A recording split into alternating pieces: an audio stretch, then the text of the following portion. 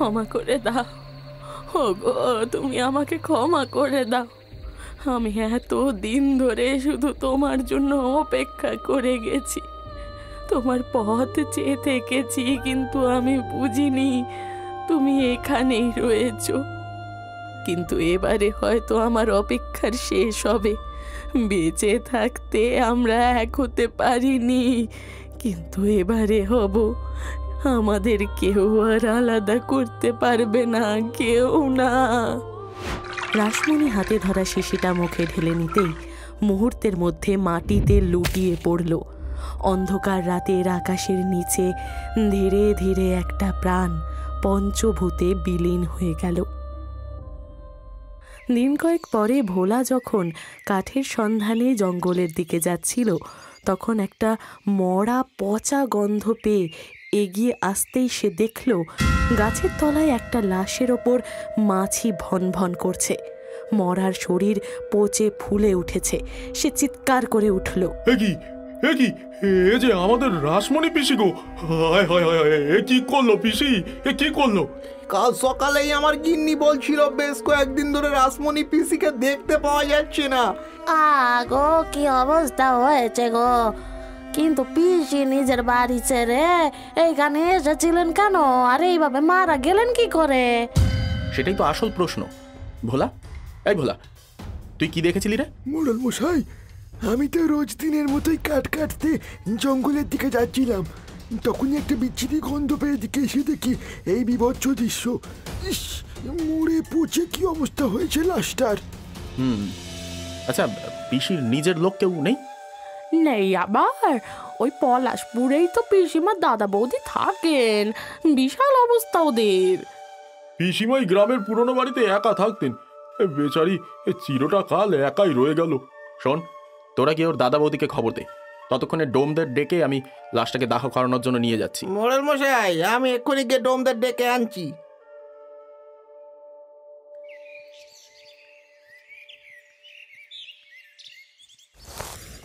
কি হলো? পিসিমার শাড়ির আঁচলটা কিছুতে আটকে গেল মনে হচ্ছে। এই দাঁড়াও দাঁড়াও, সাদা কাগজের মতো কিছু একটা দেখা যাচ্ছে যে। গ্রামের মোড়ল এগিয়ে গিয়ে দেখল রাসমণির আঁচলের সাথে একটা সাদা কাগজ জড়িয়ে রয়েছে। বিনয় হাতে নিতেই বুঝল সেটা একটা চিঠি, আর যাতে মুক্তোর মতো হরফে লেখা রয়েছে, আমার মৃত্যুর জন্য কেউ দায়ী নয়। যেই আমার এই মৃতদেহ পাবে তার কাছে শুধু একটাই অনুরোধ, আমার আর ওর মৃতদেহ একসাথেই দাহ করো। বিনয় ভুরু কুঁচকে বলল, পিসিমা চিঠিতে লিখেছে তিনি স্বেচ্ছায় আত্মহত্যা করছেন, কিন্তু ওর সাথে আমাকে দাহ করো মানে? ও বলতে কার কথা বলেছেন? এই জায়গাটা কেমন ঢিপির মতো উঁচু লাগছে না? তার মানে পিসিমা কি এই জায়গাটার বিষয়ে কিছু বলেছিলেন? আমার মনে হয় আমাদের এই জায়গাটা একবার খুঁড়ে দেখা দরকার। জায়গাটা খুঁড়বে? কিন্তু কেন? সে উচিত কাজ হবে না। পুরনো জায়গা কাটাকুটি করা ঠিক নয়। এটা তুমি কি অদ্ভুত কথা বলছো ফটিক কাকা? একটা মানুষ তার শেষ ইচ্ছের কথা বলছে, আর সেটা আমরা পূরণ করব না? আরে বাবা, তুমিও কার কথা নিয়ে বসলে? আরে রাসমণির কি মাথার কোনো ঠিক ছিল নাকি? সারাটা জীবন বিয়ে করলো না, একা একা থাকতো, এখন নিজে নিজেই আত্মহত্যা করেছে। এতে এত কথার কি আছে বুঝি না বাবা। মোটেই না কাকা, এই পিসিমা খুব ভালো মনের মানুষ ছিলেন। তিনি সকলের সঙ্গে মিশতেন আর উপকারও করতেন। বড়াদের মুখে মুখে তর্ক করিস? বিনয়, তুমি গাঁয়ের মোড়ল হতে পারো, কিন্তু কিছু নিয়ম কানুন তো সকলকেই মানতে হয়। অকারণে ভূমি খনন করা ঠিক হবে না। দেখো ফটিক কাকা, কি উচিত হবে আর কি অনুচিত সে সব কিছুর ঊর্ধ্বে একজন মৃত মানুষের ইচ্ছে, আর আমি সেটাকে যে কোনোভাবেই পূরণ করব, তাতে কারোর ভালো লাগুক আর না লাগুক। হ্যাঁ মোড়ল মশাই, আপনি ঠিক বলেছেন। আমরাও দেখতে চাই পিসিমা কিসের কথা বলছিলেন। এই, তোরা উঁচু জায়গাটা খুঁড়তে শুরু কর, তার নগদ পুরস্কার জিতে নিন। আরে এটা কিন্তু ঠিক হচ্ছে না। কে কি বললো তার উপরে ভিত্তি করে অকারণে একটা জায়গাকে খোঁড়াখুঁড়ি করার কি দরকার আমি তো কিছুই বুঝতে পারছি না। কঙ্কাল! এই মাটির তলায় কঙ্কাল ছিল! হে ভগবান! বলেছিলাম, আমি তো আগেই বলেছিলাম এসব ঠিক নয়। কি জানি রাসমণি কি সব কুকীর্তি করেছিল, যার জন্য এই কঙ্কাল। বিনয় রক্তচক্ষু নিয়ে তার দিকে তাকাতেই সে একরকম চুপ হয়ে গেল। বিনয় খুব সন্তর্পণে কঙ্কালটির কাছে যেতেই দেখল তার গলার কাছে কিছু একটা চকচক করছে। বিনয় মাটি সরিয়ে সেটা তুলতেই দেখল একটা লকেট। বিনয় ভুরু কুঁচকে বলল, কে এই ব্যক্তি যার বুকের মধ্যে আজও এই লকেটটা রয়েছে? আর এর সাথে পিসিমার সম্পর্কই বাকি? মোড়ল মশাই, এটা কার কঙ্কাল? আমাদের গ্রামে এসব কি হচ্ছে বলুন তো? প্রথমে পিসিমা, আর এখন এইসব। সেটাই তো সন্ধান করতে হবে, কিন্তু তার আগে পিসিমার ইচ্ছে অনুযায়ী এই কঙ্কালের সাথেই তার সৎকার করতে হবে। পিসিমার দাদা বৌদি তো এখন এলো না।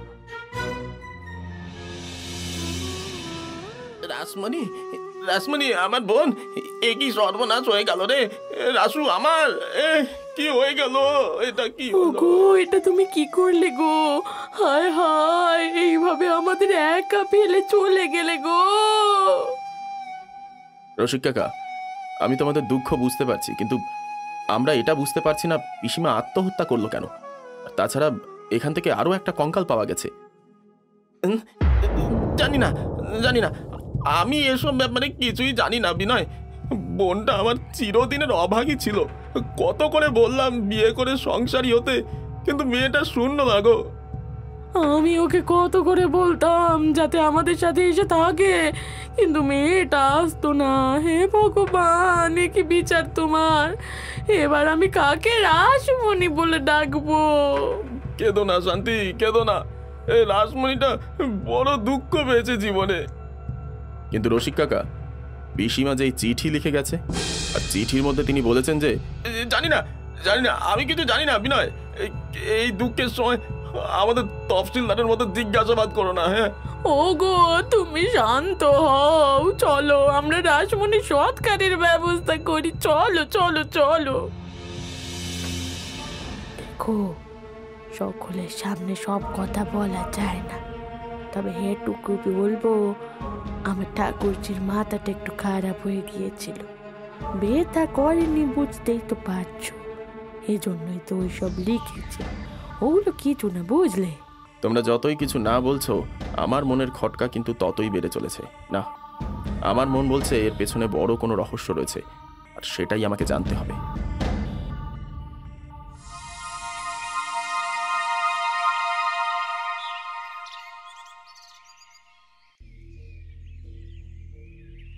বিনয়, তুমি এখানে?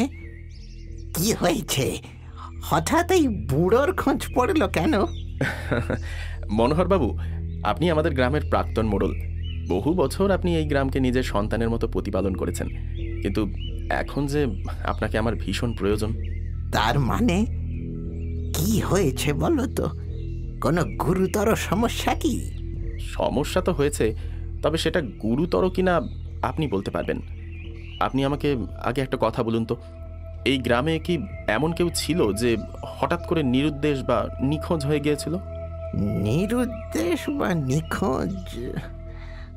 সে প্রায় 10 বছর আগের ঘটনা। চাটুর্যে পাড়ার একটা ছেলে নিখোঁজ হয়েছিল বটে, কিন্তু শোনা গেছিল সে নাকি কোনো মেয়ে মানুষের চক্করে পড়েছিল। আর আর কোনো কথা আপনি মনে করতে পারছেন? একটু চেষ্টা করুন না। মানে আচ্ছা, এইটা দেখুন তো, এটা দেখেছেন কখনো? এগিয়ে দিতেই তার গলা যেন বুজে এলো, চোখ বিস্ফারিত হয়ে উঠল। তিনি লকেটটা হাতে নিয়ে কাঁপতে কাঁপতে বললেন, এটা তুমি কোথায় পেলে বিনয়? এটা কোথায় পেলে তুমি, বলো? কি হয়েছে, কি হয়েছে মনোহর বাবু? আপনি এটাকে চেনেন? এটা চিনব না? এটা যে আমার ছেলে তপনের। তপন, তপন, তুমি কোথায় পেলে এটা বিনয়? তপনের? এটা আপনার ছেলের লকেট? তার মানে গাছতলায় যে লাশ পাওয়া গেছে সেটা আপনার ছেলের? লাশ পাওয়া গেছে? কি বলছো কি বিনয়? কোথায় লাশ পাওয়া গেছে? কিন্তু এরা যে বলছিল আমার তপন টাকা চুরি করে পালিয়েছে। কে বলছিল? মনোহর বাবু, আমি যে কিছুই বুঝতে পারছি না। আপনার ছেলে কিসের টাকা চুরি করে পালিয়েছিল? আরে সে কি আমি সবটা জানি বিনয়? শুধু এটুকুনি জানি, গ্রামে বাঁধ তৈরির জন্য সরকার থেকে যেই টাকা এসেছিল সেই টাকা নিয়েই এক ঝড় বৃষ্টির রাতে তপন পালিয়ে গেছিল। বিশ্বাস করো, আমি মানতে চাইনি। আমি জানতাম তপন অমন করতে পারে না, কিন্তু যখন দিন, সপ্তাহ, মাস, বছর কেটে গেল কিন্তু তপন ফিরে এলো না, তখন বিশ্বাস করলুম। কিন্তু তপনের লাশ তো গ্রামের মধ্যেই পাওয়া গেছে, তার মানে এর পেছনে অনেক বড় ষড়যন্ত্র রয়েছে। মনোহর বাবু, আপনি একটু ভেবে বলুন তো, এই গ্রামের কারোর অবস্থা কি হঠাৎ করে ফিরে গেছে? মানে হঠাৎ করে কি কেউ বড়লোক হয়ে গেছে? হ্যাঁ, ফটিক ফটিক ফটিক গ্রামের সব থেকে গরিব লোকেদের মধ্যে একজন ছিল। ওর বাবার কোনো সম্পত্তি ছিল না, কিন্তু কিছু বছরের মধ্যে ওর অবস্থা দুম করে ফিরে যায়। বড় বাড়ি, ব্যবসা, এখনো গ্রামের বড় লোকদের মধ্যে একজন। তার মানে ফটিকের থেকেই সব সত্যিটা বের করতে হবে।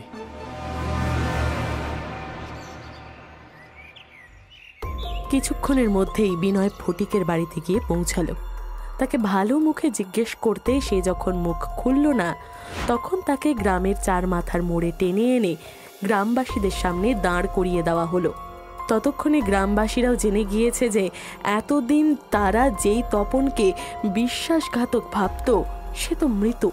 ফটিক কাকা, এই সত্যি করে বলো, তোমার কাছে হঠাৎ করে এত টাকা পয়সা এলো কি করে? হ্যাঁ, বলতেই হবে আজকে তোমাকে। তখন আমাদের বয়স কম হলেও স্পষ্ট মনে আছে তুমি প্রথম এই খবর ছড়িয়েছিলে যে তপন গ্রামের বাঁধ তৈরির টাকা নিয়ে পালিয়েছে। আর সেই বাদ তো এখনো হলো না, আর সেই জন্য প্রতি বছর বন্যায় আমাদের কত ক্ষতি হয়। আরে আমি কিছু জানি না, আমি কিছু করিনি। মিথ্যে কথা, জানো বলে তো তখন মাটি ঘুরতে তুমি বাধা দিচ্ছিলে। একদম, এবারে বলে ফেলো, রাতারাতি তোমার কাছে এত টাকা এলো কি করে? এত টাকা যে দুটো ব্যবসা দাঁড়িয়ে গেল। তুমি এত বড় ইমারত খাড়া করে ফেললে। আমাদেরকেও এই রহস্যের ব্যাপারে বলো। এ আমার বাপ ঠাকুরদার টাকা। মিথ্যে। এই বিনয় সামন্ত অত কাঁচা কাজ করে না। তোমার বিষয়ে সবটা খোঁজ নিয়েই আমি তোমাকে এখানে এনেছি। তবে এর থেকে যদি বেশি চালাকি করো তাহলে কিন্তু আমি পুলিশ ডাকবো। কি কি হয়েছে সবটা খুলে বলো আমাদের। আমি নিজে কিছুই করিনি। আমি তো কেবল সাহায্য করেছি। কিসের সাহায্য? এটা প্রায় আজ থেকে 25 বছর আগের কথা। আমাদের গ্রামের বাঁধ নির্মাণের জন্য সরকার একটা বিপুল পরিমাণ অর্থ ধার্য করে। প্রথম কিস্তির টাকাটা আসতেই সেটা কোথায় রাখা হবে সেই নিয়ে আলোচনার পরে পঞ্চায়েতের সদস্যরা মিলে ঠিক করে সেটাকে মোড়ল মশাই অর্থাৎ মনোহর বাবুর বাড়িতে রাখা হবে।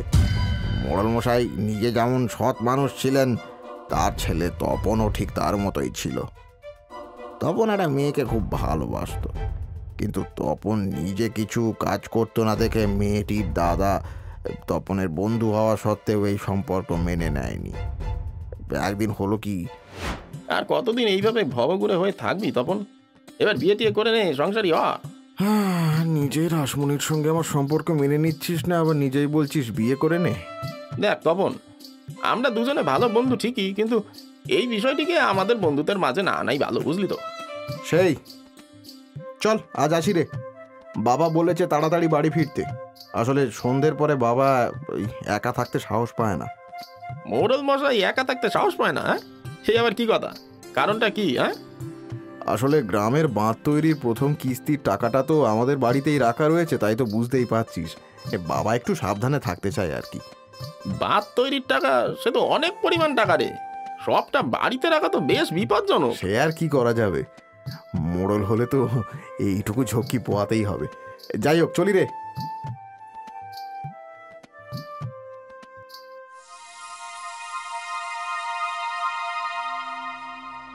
কি বললে? ওই অত টাকা তপনের বাড়িতে আছে? বলো কি গো? ও মা, তাই এতে অবাক আবার কি আছে? তপনের বাবা মোড়ল মানুষ, ওদের বাড়িতে রাখা তো স্বাভাবিক ব্যাপার। কিন্তু একেবারে এত টাকা পাওয়া মোটেই স্বাভাবিক ব্যাপার নয়। কি আবল তাবল বকছো বলো তো?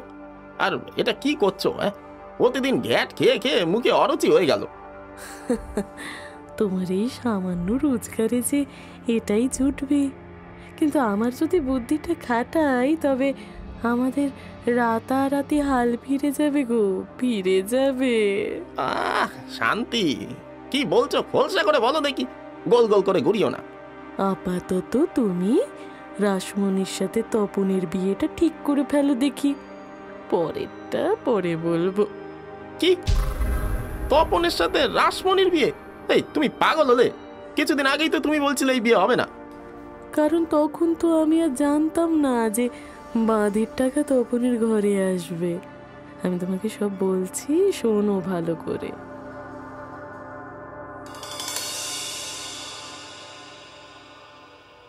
এরপর দিনই রসিক তপনকে বিয়ের জন্য হ্যাঁ বলে দেয়। তপন প্রথমে কিছুটা অবাক হলেও তেমন কিছু সন্দেহ করে না। এদিকে রাসমণির মনে তখন আনন্দের জোয়ার। তার এতদিনের ভালোবাসা তপনের সঙ্গে তার বিয়ে হতে চলেছে। রসিক একদিন তপন আর তার বাবাকে পাকা কথা বলার জন্য নিমন্ত্রণ করে।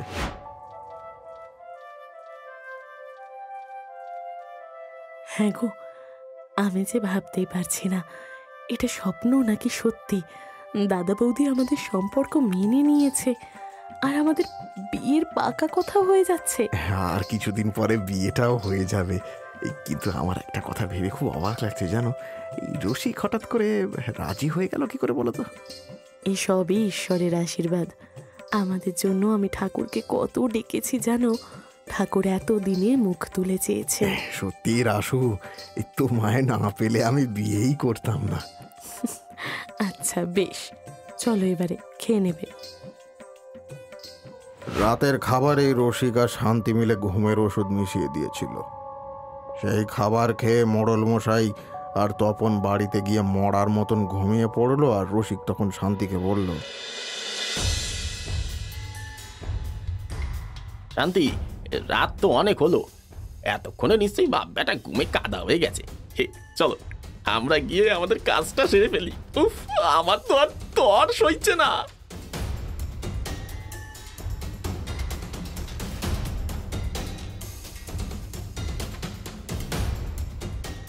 তপন বলেছিল খাটের নিচে সিন্ধুকে টাকাটা রয়েছে। এই তো সেই সিন্ধুক। নাও নাও, শিগগির টাকা সরাও। এই তো থলি, এতে ভরতে থাকো তাড়াতাড়ি। এবারে যে আসল কাজটা বাকি, চলো তপনকে মেরে ওর লাশটা লোপাট করতে হবে। তপন মরবে আর গ্রামের লোক সহ রাসমণি সকলে জানবে তপন বাঁধ তৈরির টাকা চুরি করে পালিয়ে গেছে। না থাকবে সাপ আর না ভাঙবে লাঠি। এটা কি করছিস রসিক? বৌদি তুমি এখানে? এ কি তোরা কি করছিস? এ কি ঠাকুর জামাই, তোমাকে ঘুমের ওষুধ দিলাম তবুও জেগে গেলে। এবার আর কি বেশি কষ্ট পাবে। এই চেপে চেপে ধরো ওর গলাটা। রসিক না, রসিক আমার ছেড়ে দে। মরেছে আপদটা।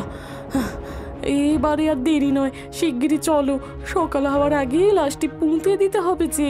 এদিকে বাইরে ঝড় বৃষ্টি শুরু হয়েছে, তাড়াতাড়ি চলো।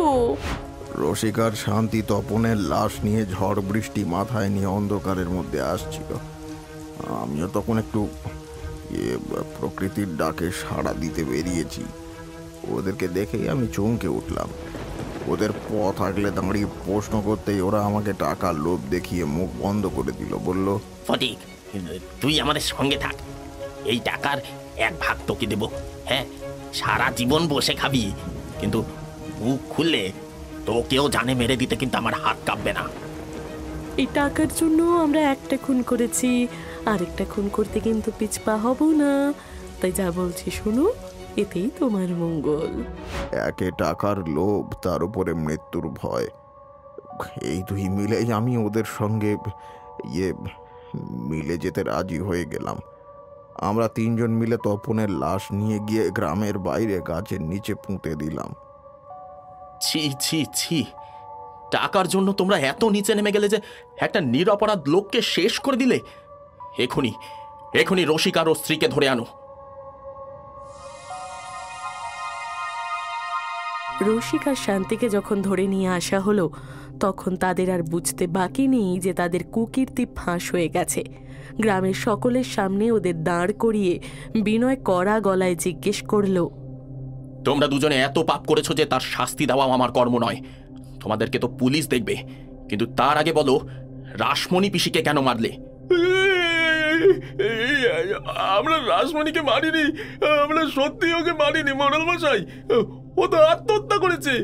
সেদিন সবটা জেনে যেতেই ও আত্মহত্যা করেছে। সবটা জেনে যেতে মানে? খুলে বলো আমাকে, সবটা খুলে বলো এখনই। তপনকে মেরে আমরা যখন গ্রামে রটিয়েছিলাম যে তপন বাঁধ তৈরির টাকা নিয়ে পালিয়ে গেছে, তখন সকলে বিশ্বাস করলেও বোন বিশ্বাস করেনি। ও কেবলই বলতো, না না না না, হতেই পারে না, আমি বিশ্বাস করি না দাদা, ও এমন করতেই পারে না। ও ফিরে আসবে, ঠিক একদিন ফিরে আসবে, একদিন আসবেই। তপনের জন্য অপেক্ষা করতে করতে পর্যন্ত করেনি। আমরা গ্রামের বাইরে গঞ্জে নতুন বাড়ি করে ওকে অনেক করে বলেছিলাম আমাদের সঙ্গে গিয়ে থাকতে, কিন্তু ও বলতো যদি তপন এই বাড়িতে ফিরে আসে, যদি সে চিঠি লেখে।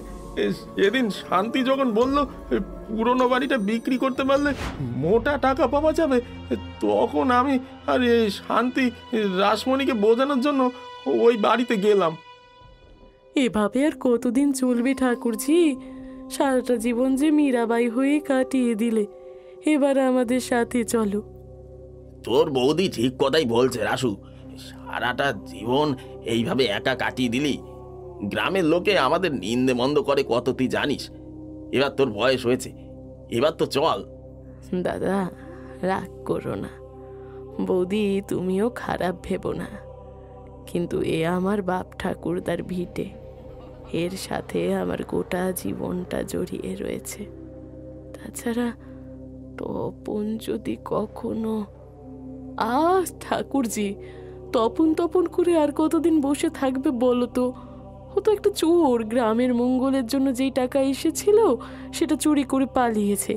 সব জেনেও তুমি, হ্যাঁ সব জেনেও আমি ওর জন্যই অপেক্ষা করি বৌদি, কারণ আমি ওর মুখ থেকে শুনতে চাই, আর আমি জানি ও ফিরবেই।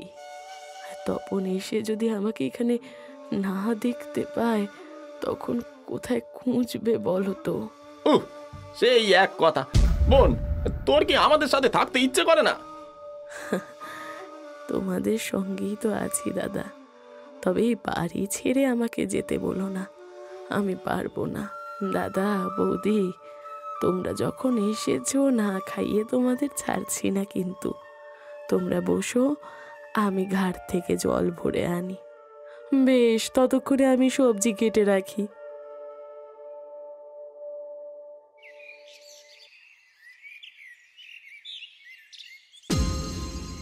দূর বাবা, কাজের সময় যত দেরি হয়, কলসিটা যে ফুটো, জল পড়ে যাবে। না না, বাড়ি গিয়ে নতুন কলসিটা নিয়ে আসি। তোমার এই বোনটা যে এত জেদি বলার নয়। সেদিন তপনের সাথে যদি ওকেও মেরে দিতাম ভালো হতো। শান্তি, কি বলছো কি তুমি? ও আমার বোন হয়। বোন না, হাড় জ্বালানি একটা। কবে থেকে বলছি ঘরটা ছেড়ে দিয়ে আমাদের সাথে চল, কিন্তু না, উনি এখানেই থাকবেন। মাঝে মাঝে তো ইচ্ছে করে বলে দিই যে তোর তপন কোনোদিন ফিরবে না, কারণ ওকে আমরা খুন করেছি।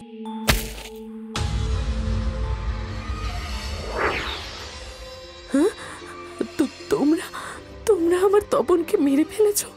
তার মানে ওই বৃষ্টির রাতে আমি ঘুম ভেঙে জানালা দিয়ে যেটা দেখেছিলাম সেটা তোমরা ছিলে? কি কি বলছিস বোন? তুই তুই কি দেখেছিলি? যেদিন থেকে তপন নিখোঁজ হয়েছিল সেদিন রাতে ঝড় বৃষ্টির জন্য ঘুম ভেঙে আমি ওই জানলায় গিয়ে দাঁড়াতেই দেখেছিলাম 3 জন লোক হ্যারিকেনের আলোয় কোথাও একটা যাচ্ছে। ওটা তোমরা ছিলে? ছি ছি ছি ছি ছি, ঠাকুরজি, তুমি ভুল বলছো। তোমার দাদা ইচ্ছে করে এসব করেনি। চুপ, একদম চুপ। তোমরা খুনি। টাকার জন্য তোমরা একটা নিরপরাধ লোককে শুধু খুন করনি, তার নামে মিথ্যে বদনাম দিয়েছো। তোমাদের আমি ছাড়বো না। তোমাদের নামে আমি পুলিশকে নালিশ জানাবো। বোন, এই কি করছিস তুই? তুই কি পাগল হলি? আমি তো দাদা রে। তুমি আমার জীবন শেষ করে দিয়েছো দাদা। আমি ওর জন্য অপেক্ষা করে গেছি, আর তোমরা এত বছর ধরে মিথ্যে বলে গেছো। না না না, আমি এক্ষুনি পুলিশে যাবো, এক্ষুনি। যাও যাও ঠাকুরজি, যাও। তুমি পুলিশে যাবে, আর পুলিশ তোমার দাদা বৌদিকে ফাঁসিতে ঝোলাবে। আরে আমরা তো না হয় পরকে খুন করেছি, আর তুমি তোমার দাদা বৌদির মৃত্যুর জন্য দায়ী থাকবে। পারবে পারবে এই বোঝা বইতে? সেদিন রাসমণি থমকে গিয়েছিল। আমি জানতাম ও আমার নামে নালিশ করতে পারবে না, কারণ ও আমাকে খুব ভালোবাসে। আর মনের মধ্যে চলতে থাকা এই দ্বন্দ্ব সহ্য করতে না পেরেই ও আত্মহত্যা করেছে। ধিক্কার, ধিক্কার জানাই আমি তোমার মতো দাদাকে। নিজের লোভ, নিজের স্বার্থের জন্য তোমরা তোমরা একটা নয়, তিনটে জীবন নষ্ট করেছো। আর এবারে তোমাদের শাস্তির পালা। হ্যাঁ হ্যাঁ, এই বিশ্বাসঘাতকদের কঠিন থেকে কঠিনতম শাস্তি হওয়া উচিত। হ্যাঁ, পুলিশ এসে পড়বে। এবার তারাই তোমাদের বিচার করবে, আর তাহলেই তপন আর রাসমণি সুবিচার পাবে।